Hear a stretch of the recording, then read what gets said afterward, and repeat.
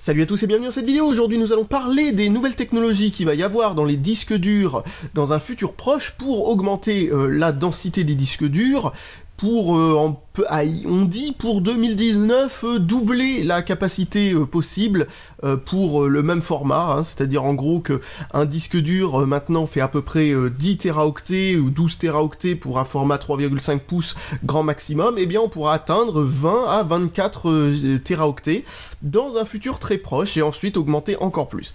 Et pourquoi peut-on augmenter? Eh bien parce qu'il y a une nouvelle technologie qui est en développement depuis un temps fou, quoi, mais vraiment un temps fou. C'est en gros une technologie qui date, qui a été, on va dire, imaginée dans les années 50 et qui est en développement depuis tout ce temps-là, quand même. Je sais pas si vous vous rendrez compte un petit peu du niveau de temps qu'il a fallu pour atteindre la possible vente de ce concept-là. En gros, vous savez, les disques durs, c'est toujours une plaque magnétique, hein, c'est rien de plus bête que ça, c'est en gros un disque qui est composé d'une quantité phénoménale de microscopiques, nanoscopiques aimants, en fait. On va dire ça comme ça. Et donc, en gros, le truc, c'est que cette plaque métallique magnétique, que l'on peut donc magnétiser dans un sens ou dans l'autre, c'est-à-dire, en gros, on peut lui dire que si elle n'est pas magnétisée, c'est un 0, si elle l'est, c'est un 1, eh bien, ça permet de stocker des données de cette manière-là. C'est très simple, c'est très bête. Eh bien, on est en passe de voir arriver des disques durs utilisant la technologie Hammer. Alors, en français, qu'est-ce que ça veut dire? C'est H-A-M-R, en anglais. En français, on pourrait traduire ça par inscription magnétique assistée par la chaleur. Voilà, en gros, c'est Heat Assist Magnetical Recording. En gros, c'est ça que ça veut dire en anglais. Et donc, cette technologie-là consiste tout simplement à faire chauffer extrêmement fort une petite partie du disque pour pouvoir, de cette manière-là, inscrire dessus d'une manière bien plus pérenne. Et la façon qu'on utilise actuellement consiste juste à magnétiser le truc à la volée, etc. Le problème, c'est que si on voulait réduire encore la taille des secteurs, c'est-à-dire augmenter la densité de ce que l'on met sur un plateau, vous voyez, vous avez un plateau, ce plateau fait, on va dire, 2 téraoctets, et ben vous voulez faire en sorte que ce plateau fasse 4 téraoctets, bah on peut pas, il faut réduire les cases d'une telle façon qu'on n'arrive pas à créer des têtes suffisamment précises et on atteint une limite technologique infranchissable d'inscription sur ces trucs-là, suffisamment rapide et suffisamment fiable pour pouvoir faire en sorte de relire ensuite les données et savoir ce qu'il y a dessus. Eh bien, cette technologie permet de pouvoir chauffer cette petite partie avant d'écrire dessus, ce qui permet de pouvoir rendre les données pérennes, parce que bon, il y a visiblement, tout simplement, des lois physiques qui font que en chauffant quelque chose, il est plus facile de pouvoir en changer sa polarité magnétique ou des trucs de ce genre. Donc voilà, c'est la technologie en question. Donc il faut réussir à miniaturiser ça sur une tête, mais vraiment incroyablement petite, pour faire en sorte que ça puisse fonctionner. Et voilà. Donc il y a aussi 2 autres technologies qui ont été faites. Alors, une qui n'est pas encore sur le marché, comme la technologie que je viens de vous parler, mais qui va pas tarder à venir, c'est une technologie qui consiste à mettre au bout de la tête, au lieu d'avoir une tête de lecture et une tête d'inscription, 2 têtes, quoi, une tête de lecture, voilà, là, en l'occurrence, il y aurait toujours une tête d'inscription, parce que ça prend une place phénoménale, mais en gros, comme les têtes de lecture sont beaucoup plus petites que les têtes pour écrire, eh bien, les multiplier, en mettre plusieurs. Alors de cette manière-là, qu'est-ce qu'on arrive à faire? Eh bien on peut diminuer la taille des secteurs, là aussi, mais pas autant, on peut pas doubler la densité du truc, mais juste augmenter de 10%, ce qui est déjà pas mal. Et donc de cette manière-là, ce que l'on peut faire, c'est donc on écrit les données, et ensuite on peut les lire avec ces plusieurs têtes, plusieurs fois, et comme ça comparer avec les petits machins qui y a à côté, etc., récupérer des données, et pouvoir savoir, en lisant qu'une seule fois, et non pas en lisant plusieurs fois, le contenu de cette case qui est trop petite pour être lue comme il faut, en une seule et unique fois, avec les technologies actuelles. Donc en gros, on doit le lire avec plusieurs têtes, pour pouvoir ensuite se dire, bon bah sur 4 lectures, une était fausse, et donc on prend les 3 autres, on se dit, bon bah c'est ça la valeur, quoi, enfin en gros c'est ça. Et donc, bah voilà, ça permet aussi de pouvoir, de cette manière-là, vu qu'il y a des, vous savez, vu que c'est microscopique, mais vraiment ça a été réduit au maximum, il y a des interférences qui se font, quand c'est vraiment trop petit, entre les cases d'un côté et les cases de l'autre côté, vous voyez. Donc grâce à cette technologie-là, eh bien ça permet de pouvoir lire ces cases case en même temps que de lire la case où on veut réellement les données, et pouvoir ensuite se dire, ah oui, bon bah cette case contient ça, donc en fait elle va perturber cette case de cette manière-là, donc la case qu'on voulait lire contient ça. Enfin, en gros, c'est ça que ça veut dire. Donc ça demande au processeur qui est intégré au disque dur, parce qu'il y a un petit processeur intégré au disque dur, un processeur ARM généralement, et ça lui demande beaucoup plus de calcul que ce qui se fait actuellement, donc ça va demander des contrôleurs sur les disques durs qui seront carrément plus performants encore que ce qu'il y a sur des SSD. Donc voilà, ça va demander une complexité plus grande. Ensuite, il y a un autre truc qui, lui, par contre, est déjà sur le marché, c'est le shingled recording, c'est-à-dire l'inscription des données de manière qu'elles soient en fait en strates, mais qui s'empilent les unes sur les autres en fait. Parce que pour gagner de la place, là encore, il n'y a pas 36 solutions. Donc il y a une solution, la solution de base c'était d'écrire par-dessus le disque à plat. Ensuite, ça a été de prendre, vous savez, ces petits aimants, entre guillemets, et au lieu de les mettre à plat, les mettre debout. Comme ça, en fin de compte, ça augmente l'épaisseur du disque de absolument rien, parce que c'est vraiment microscopique, mais du coup, on les lit et on les inscrit dans la tranche, comme ça. Du coup, c'est beaucoup plus dense, quoi, de cette manière-là. Et c'est comme ça qu'on a augmenté la densité, où on stagnait à peu près au grand maximum à 500 gigaoctets, et que d'un coup, on a pu arriver à 3 teraoctets en très peu de temps. Et ben ça, c'est grâce à cette technologie-là, le fait d'avoir ce qu'on appelle le perpendicular recording, c'est-à-dire le fait de mettre les aimants dans l'autre sens. Et ben là, en l'occurrence, on a trouvé une autre méthode, c'est que au lieu de les mettre à la perpendiculaire ou de les mettre à plat, on les met les uns sur les autres. Du coup, il y a un bout de l'aimant qui dépasse à chaque fois, mais ils sont empilés les uns sur les autres comme ça. Du coup, la tête de lecture, vu qu'elle est très fine par rapport à la tête d'écriture, quoi, eh bien, elle peut lire l'arête qui dépasse de l'aimant qui est recouvert en partie par le précédent. Donc, de cette manière-là, eh bien, on peut lire cette arête, mais quand on doit écrire, le problème, c'est que comme la tête, encore une fois, est beaucoup plus grosse pour effacer magnétiquement et réécrire par-dessus, eh bien, malheureusement, on est obligé d'écrire plusieurs secteurs en même temps. Donc, c'est plus lent, parce que pour écrire, par exemple, 1 mégaoctet de données, il faut en supprimer 4. Bon, c'est un exemple, hein, mais voilà, en gros, faut supprimer 2 tonnes de données qui sont aussi sur le chemin. Alors ça demande, là encore, et là c'est déjà sur le marché, hein, et ça fonctionne plutôt bien, ça demande une complexité folle au niveau du microcontrôleur, plus grande encore une fois que ce qu'il y a dans un SSD, parce que là, en l'occurrence, pour les écritures, il y a une zone sur le disque dur qui fonctionne en perpendicular recording standard, c'est-à-dire où la tête de lecture est certes plus petite que la tête d'écriture, mais en gros, le gâchis, on s'en fout, quoi. Donc, en gros, voilà, c'est une partie qui s'écrit aussi vite qu'elle s'efface, enfin, qui se lit aussi vite qu'elle s'écrit. Et donc cette partie-là sert de cache pour pouvoir ensuite écrire plus tard sur les données, enfin sur la partie du disque dur qui lui permet de pouvoir stocker pour de bon les données en fait, un peu comme les caches SLC qu'il y a sur les SSD. Et donc il y a un autre truc aussi, c'est qu'il y a une puce de mémoire SLC, là aussi, comme sur les SSD, une puce de mémoire qu'il y a maintenant sur ce genre de disque dur qui permet de stocker en avance les données, et de pouvoir les stocker même s'il y a une coupure de courant pendant ce temps-là, pas en mémoire vive, parce qu'en mémoire vive, bah, malheureusement, les données seraient perdues, et non, et le système d'exploitation veut que quand on a mis des données dans le disque dur, elles sont écrites, c'est bon. Donc le disque dur est obligé d'être fait d'une certaine manière, où les données sont mises dans ce cache flash, en gros un mini SSD qui est dedans, un SSD ultra durable qui est dedans, quoi, un SSD SLC, c'est-à-dire en gros le type de SSD qui coûte une fortune, mais comme il y en a une petite quantité, c'est pas grave, et donc hop, ça va là-dedans, et ensuite ça organise les données, et enfin, une fois que c'est organisé comme il faut, la vraie écriture se fait plus tard. Et donc de cette manière-là, eh ben, ça permet de faire en sorte que on se rend pas compte de la différence de performance avec un disque dur standard, enfin...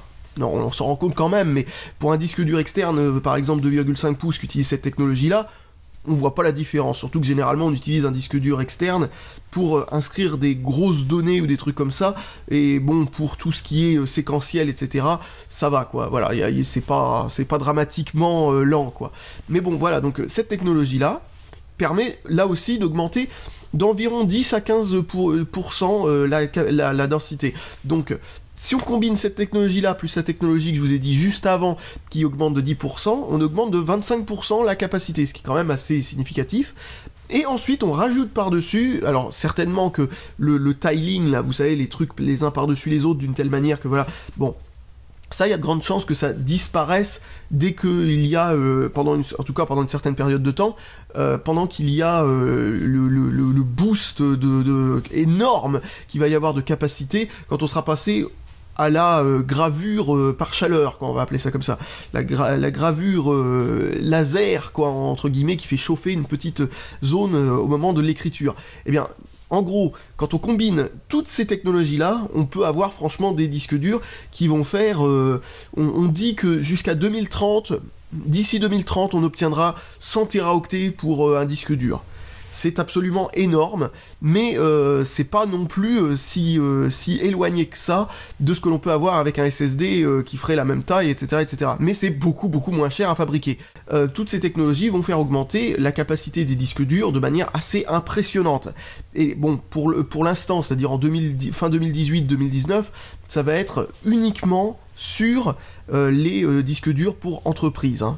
Uniquement, hein. Mais bon, il va falloir attendre à mon avis 2021 ou un truc comme ça, pour voir ce genre de technologie arriver, plus sur un peu tout.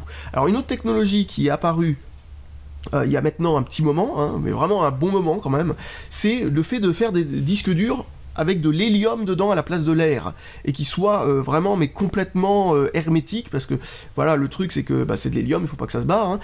Autrefois en fait les disques durs, enfin même ceux qu'on a encore aujourd'hui chez nous, hein, tous les disques durs pour particuliers n'utilisent pas ça, c'est que sur les disques durs entreprises de très haute capacité, eh bien l'hélium, il n'y a pas d'hélium dedans, il y a de l'air. Et l'air, elle vient d'où ? Elle vient de l'air extérieur, l'air ambiant. Alors on dit oui, il faut pas de poussière à l'intérieur d'un disque dur et tout ça. Oui, c'est vrai, il faut pas de poussière à l'intérieur d'un disque dur, mais donc justement il y a un filtre, un bon filtre qui est mis dedans, et qui fait en sorte que, il y a de l'air à l'intérieur du disque dur, mais quand il s'accélère comme ça fait une sorte d'effet ventouse, qui fait que, malheureusement, il y a plus assez d'air à l'intérieur, quoi. Eh bien, ça va aspirer une petite quantité d'air venant de l'extérieur. Alors, généralement, ça peut pas forcément communiquer vers l'extérieur intégralement, hein. Parfois, c'est juste, en gros, ça va aspirer une plaque, et ça va aspirer ensuite l'air dans un compartiment entre deux, on va dire. Enfin bref, en gros, c'est pas totalement hermétique à 100%. Voilà, bon, c'est juste pour vous dire ça. Donc ça fait une complexité supplémentaire, le disque dur doit être vraiment supra hermétique. Alors pourquoi de l'hélium plutôt que de l'air ? Eh bien parce que c'est pour mettre plus de plateaux les uns sur les autres.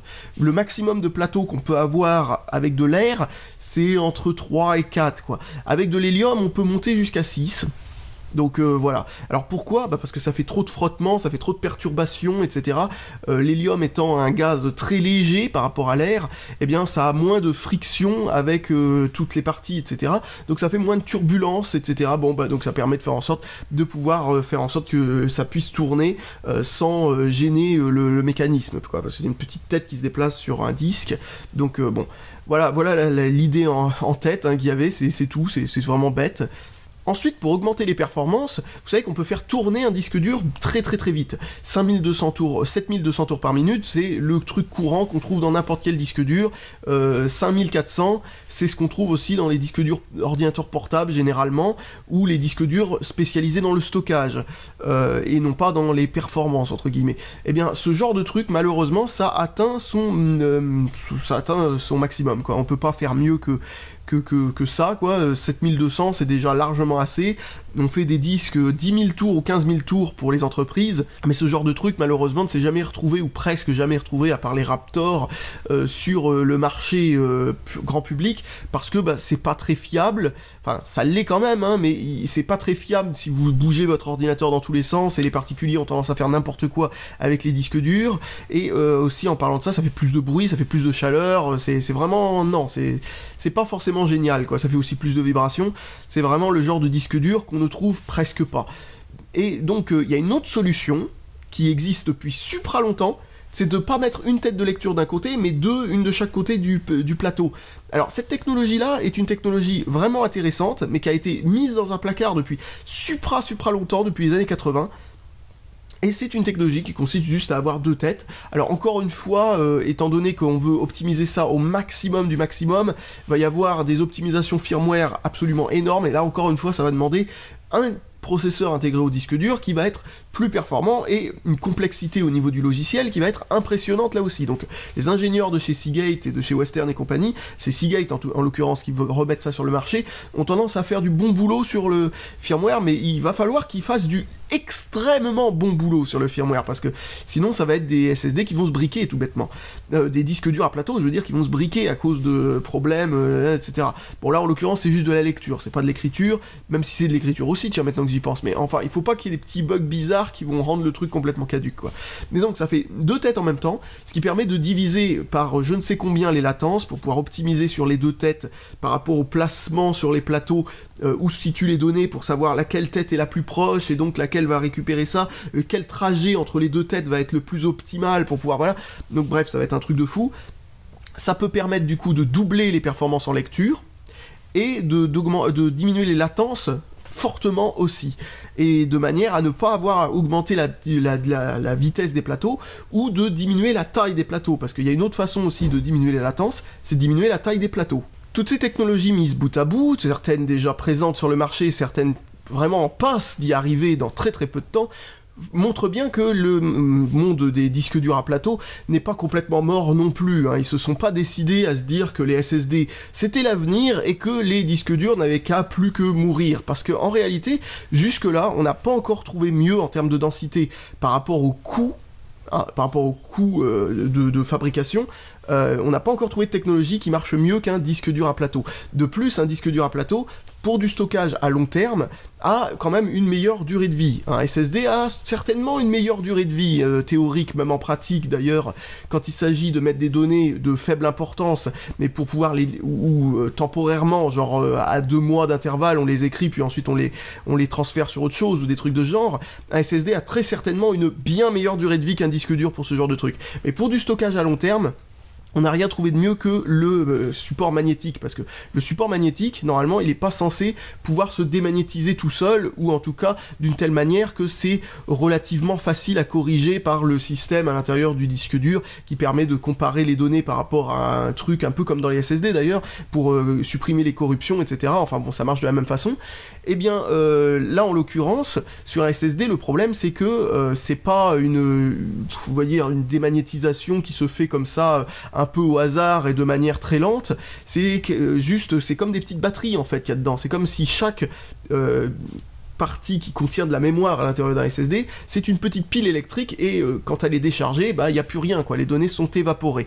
Donc il faut rafraîchir les données tous les quelques temps, et donc on peut pas prendre un SSD, mettre des données dedans, un SSD, surtout un SSD usé, mettre des données dedans, et le garder 2 ans dans un placard, le ressortir, et puis après il n'y a plus rien dedans, quoi, on a l'impression, voilà. Donc un SSD qui a beaucoup servi ne retiendra pas du tout les données. Un disque dur à plateau qui a servi pendant 10 ans, vous le gardez 2 ans dans un placard, vous le ressortez, logiquement, à moins d'une panne qui n'a pas de rapport avec la démagnétisation, généralement l'intégralité des données sont encore là. Ce n'est pas non plus un stockage à ultra long terme pendant qu'on y est, ou de ce genre de truc, mais malgré tout, c'est un stockage qui peut relativement être laissé sans surveillance pendant un certain temps, pour pouvoir quand même avoir une certaine confiance dans les données qu'il va y avoir dedans, au bout du compte. Et tout ça fait que les disques durs à plateau sont obligés de continuer d'exister, mais aussi sont poussés à avancer le plus vite possible pour augmenter leur densité, parce que avec une densité qui permette on va dire pour 50 €, un truc comme ça, de pouvoir stocker 10 téraoctets, un disque dur à plateau fera vous avez un SSD à côté, l'autre côté le disque dur à plateau, vous serez obligé d'acheter un disque dur à plateau pour contenir autant, surtout si vous venez avec une caméra 4K ou des trucs comme ça. La plupart des gens, quand même, bientôt, vont pouvoir se contenter d'un SSD, parce que je vois mal, surtout maintenant qu'on stream les vidéos plutôt que stocker 2 tonnes de trucs chez soi ou des choses de genre, même temporairement les stocker ou je ne sais pas quoi, un SSD de 1 téraoctet commence à devenir vraiment de plus en plus abordable, et commencera dans très peu de temps à être le truc qui viendra avec un PC directement, parce que bon, même sur un téléphone portable, parfois avec seulement 64 gigaoctets, on peut faire tout ce qu'on veut dessus, et on n'a pas du tout besoin ni envie de plus de mémoire pour certaines personnes. Moi je me contente de 32 avec ce téléphone, et je peux vous dire que j'ai jamais été plus plein que 30%, et pourtant ce téléphone me sert absolument presque à tout. Donc voilà, le besoin de stockage pour les professionnels augmente, mais pour les particuliers pas vraiment. Donc bon, ça va devenir surtout des trucs de plus en plus pour les professionnels. Donc voilà, je pense ne plus rien de spécial à avoir à dire là-dessus, et je vous dis salut à tous, et à la prochaine!